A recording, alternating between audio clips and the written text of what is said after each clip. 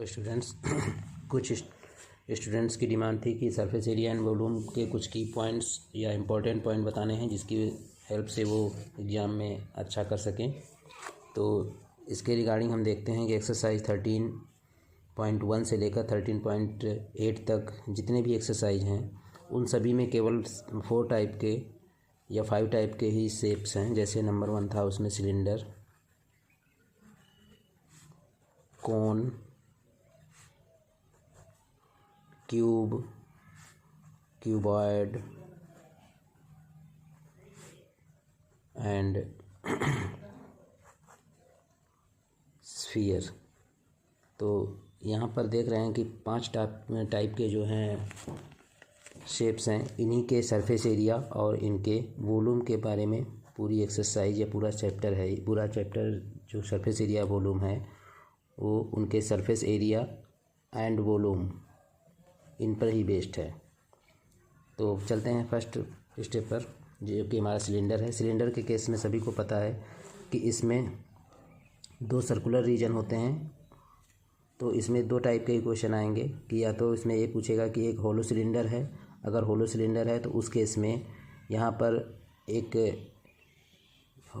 Inner radius होगी और एक आउटर रेडियस होगी। जो हमारी इनर रेडियस होगी, अगर इस तरह से हम देखें तो ये हमारा अगर एक होलो सिलेंडर है तो जो इनर रेडियस होगी ये R1 हो जाएगी और आउटर रेडियस R2 हो जाएगी।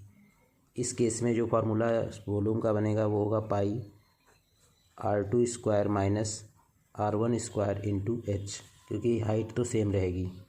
दूसरा ये हो सकता है कि इसमें कर्व सरफेस एरिया की बात करें, तो अगर कर्व सरफेस एरिया की बात करेगा तो हमें पता है कि सरफेस एरिया के केस में लेंथ इंटू ब्रेथ होता है या एरिया के केस में लेंथ इंटू ब्रेथ होता है। तो यहाँ पर इसकी अगर 2 पाई r है सर्कमफेरेंस, तो इसका जो सरफेस एरिया या कर्व सरफेस एरिया होगा, कर्व सरफेस एरिया क्या हो जाएगा 2 पाई r इंटू H। तो यहाँ पर अगर हम इसको ब्रेथ मान लें 2 पाई r को और हाइट को L मान लें तो ये हमारा 2 पाई r इंटू H हो जाएगा। अगर कोई भी क्लोज सिलेंडर है और उसके लिए कर्व सरफेस एरिया कह रहा है तो उस केस में 2 पाई r H प्लस 2 पाई r स्क्वायर। तो इस केस में क्यों? क्योंकि दोनों जो सर्कुलर रीजन है पाई r स्क्वायर और पाई r स्क्वायर, इसका भी एरिया काउंट होगा। तो ये हमारा हो जाएगा 2 पाई r, कॉमन लेंगे r प्लस H।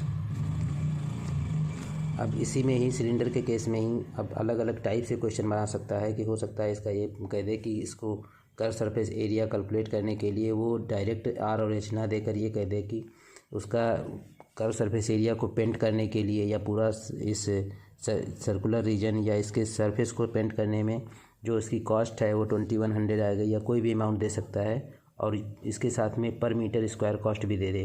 तो हम क्या करेंगे, पर मीटर स्क्वायर कॉस्ट से टोटल कॉस्ट को डिवाइड कर देंगे तो हमें मालूम हो जाएगा उस सिलेंडर का कर्व सरफेस एरिया कितना होगा। सेम वैसे ही इसका अगर वॉल्यूम की बात करता है और इसमें बोल देता है कि इस एक सिलिंड्रिकल पाइप है या सिलिंड्रिकल टैंक है, उसमें अगर दे देता है कि इतना लीटर पानी आया है या कोई भी ऑयल है, लिक्विड है, कोई भी चीज़ अगर भरी हुई है 1000 लीटर मान लीजिए भरी हुई है, तो हमें पता है कि 1 मीटर क्यूब में 1000 लीटर आता है, तो इसका वॉल्यूम 1 मीटर क्यूब हो जाएगा।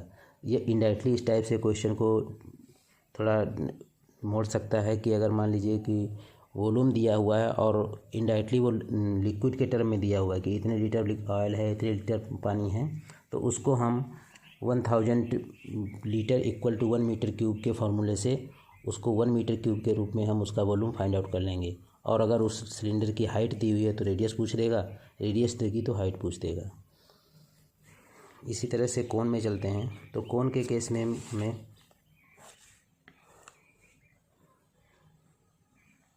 एक स्लैंट हाइट होती है, सबको पता है ये स्लैंट हाइट है। यहाँ पर ये H है, ये रेडियस R है। तो रेडियस R है, H हाइट है, ये स्लैंट हाइट है। यहाँ पर हमें कर्व सरफेस एरिया की बात करें अगर हम, तो कर्व सरफेस एरिया सभी को पता है, फॉर्मूले लिखे हुए हैं कि पाई R L, जहाँ पर L क्या है, स्लैंट हाइट है। और हमें पता है कि L इक्वल टू हमें पाइथागोरस थ्योरम से हमने बताया था क्लास में R square plus H square find out कर लेंगे। अब इसमें इस टाइप के क्वेश्चन आ सकते हैं कि एक कोनिकल टेंट है, या फिर ये कह देगा कि एक जोकर की टोपी है, जोकर्स कैप, इस टाइप के क्वेश्चन होंगे और उसमें बता देगा कि इस टोपी को, उस कैप को बनाने के लिए कितने मीटर कपड़ा यूज हो रहा है, तो उसका कर्व सरफेस एरिया बताओ। तो कर्व उसका अगर मीटर स्क्वायर में कपड़ा यूज किया गया है तो इक्वल के हम कर देंगे पाई आर एल के इक्वल के बराबर कर देंगे उसको हम यहाँ पर। और अगर रेडियस दे देगी तो हम स्लैंट हाइट मालूम कर लेंगे उस जोकर की कैप का, या कोई भी कोनिकल वेजल है या उसका कोई भी कोनिकल शेप का फिगर है अगर। इसी तरह से इसका हम वॉल्यूम फार्मूला पता ही है सबको, volume of cone equal to 1/3 pi r square H. तो इसमें भी सभी को मालूम है कि अगर रेडियस दी है, हाइट दी है, हम डायरेक्ट कैलकुलेट कर लेंगे। अब इसको भी थोड़ा अगर वो चेंज करना चाहता है, थोड़ा भी आपको मिसलीड करना चाहता है क्वेश्चन कि आप थोड़ा उसमें सोचें, तो इसके लिए ये कर सकता है कि कोई भी कोनिकल टेंट है या कोई भी कोनिकल फ्लास्क है, मान लीजिए इस तरह से बना हुआ है कोनिकल फ्लास्क, और बोलता है कि इसमें 5000 लीटर पानी आ गया है, बड़ा सा फ्लास्क होगा कोई कोनिकल। तो उसको हम क्या करेंगे, उसको पहले हम 1 metre cube equal to 1000 litre के हिसाब से उसको कन्वर्ट कर लेंगे, और उसके बाद हम उसको वॉल्यूम हमारा मीटर क्यूब में आ जाएगा। अगर मीटर क्यूब में आ जाएगा तो हम उसको क्या लिखेंगे, 1/3 पाई आर स्क्वायर एच के बराबर कर देंगे। और उसमें से कोई एक चीज़ ज़रूर दी होगी, अगर आर दिया हुआ है तो आर एच कैलकुलेट कर लेंगे, एच देगा तो आर कैलकुलेट कर लेंगे। इसी तरह से अगर ये कहता है कि इसी कोनिकल फ्लास्क को बाहर से पेंट किया जाए तो कितना खर्चा आएगा, जबकि उसकी पर मीटर स्क्वायर कॉस्ट दी होगी, तो हम क्या करेंगे, आर और एच गिवन आएगा तो एल कैलकुलेट करके पाई आर एल वैल्यू कैलकुलेट करेंगे जो इसका कर्व सरफेस एरिया होगा, क्योंकि उसको पेंट बाहर से ही करेंगे। तो अब पेंट के लिए जो एरिया है रिक्वायर्ड वो हम फाइंड आउट कर लेंगे, फिर पर मीटर स्क्वायर कॉस्ट से मल्टीप्लाई कर देंगे। इस तरह से ही क्वेश्चन करेंगे इसमें। फिर आता है क्यूब एंड क्यूबॉइड।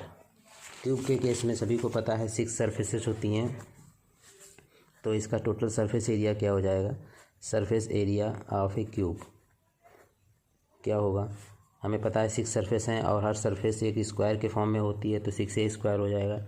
इसी केस में अगर कहता है lateral surface area, lateral surface area of cube, तो ये क्या हो जाएगा 4a स्क्वायर, क्योंकि हमें पता है कि लेटरल सरफेस एरिया के केस में टॉप एंड बॉटम को हम हटा देते हैं, केवल वॉल की बात करते हैं। तो जितनी भी वॉल्स हो जाएंगी 4 वॉल्स हो जाएंगी, या इसी को हम इनडायरेक्टली एरिया ऑफ 4 वॉल्स भी कहते हैं। ये अगर हमारा क्यूब है क्यूबिकल शेप में, तो यहाँ पर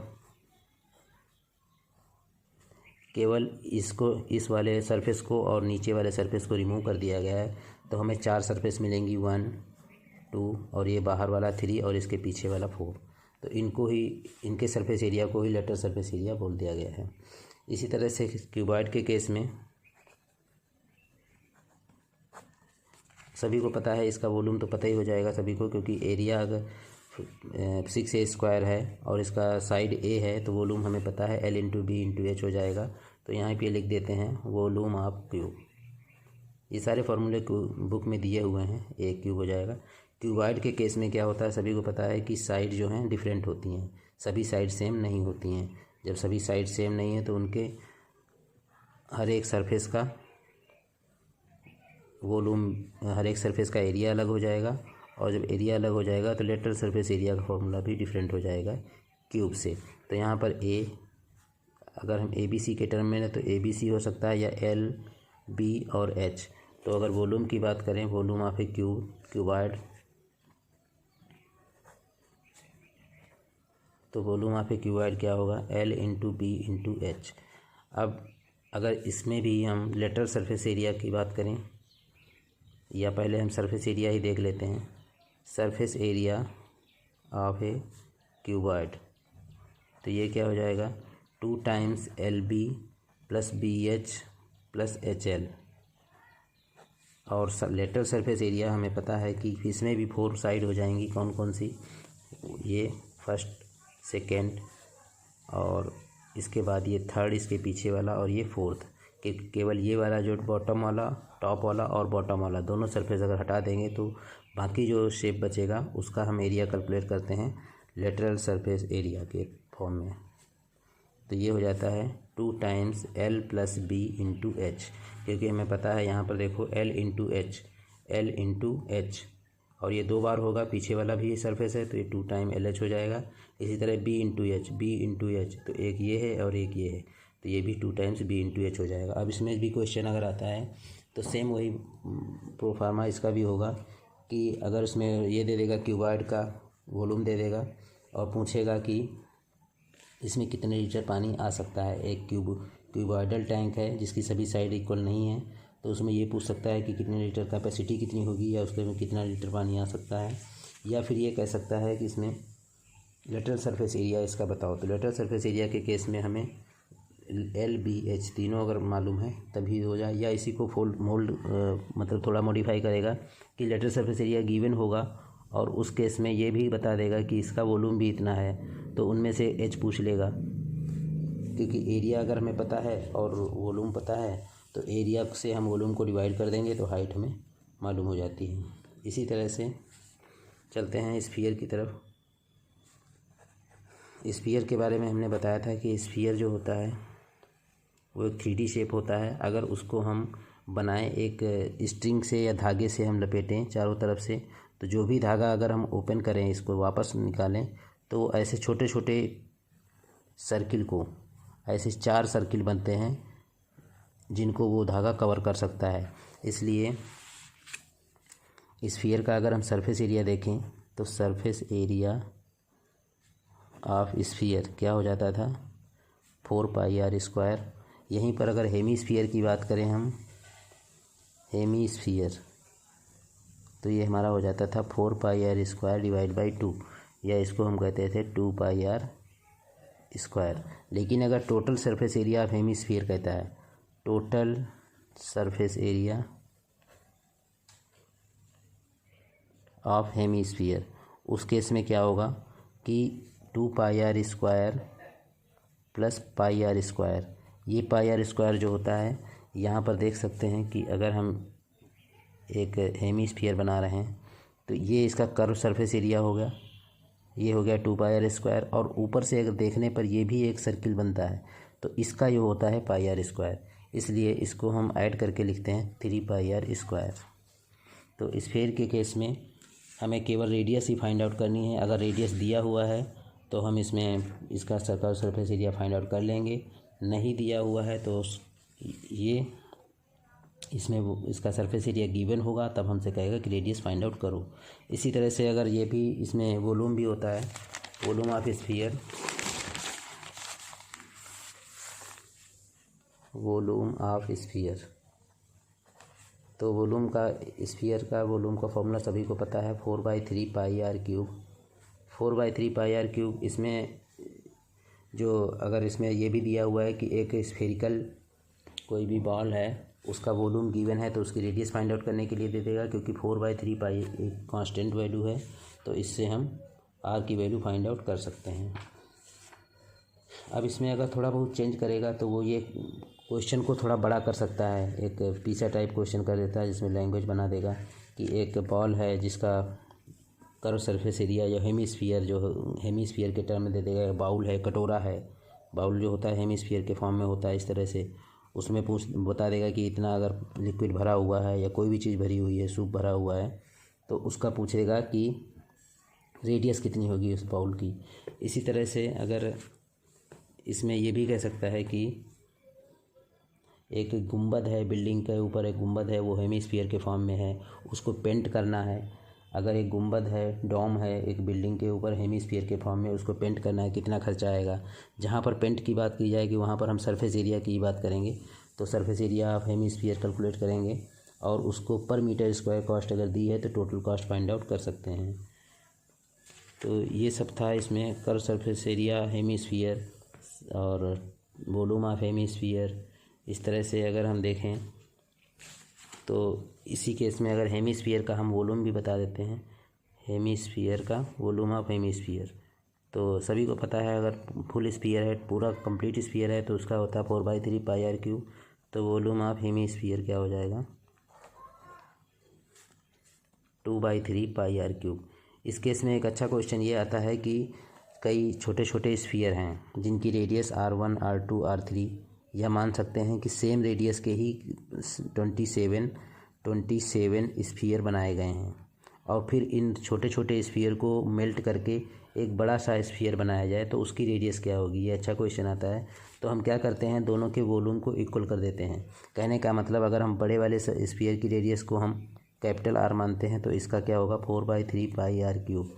ऐसे ही 27 जो छोटे छोटे स्फीयर थे जिनकी रेडियस R थी या R1 थी, कुछ भी मान सकते हो स्मॉल में, अगर इसको स्मॉल मान लें तो R ही है।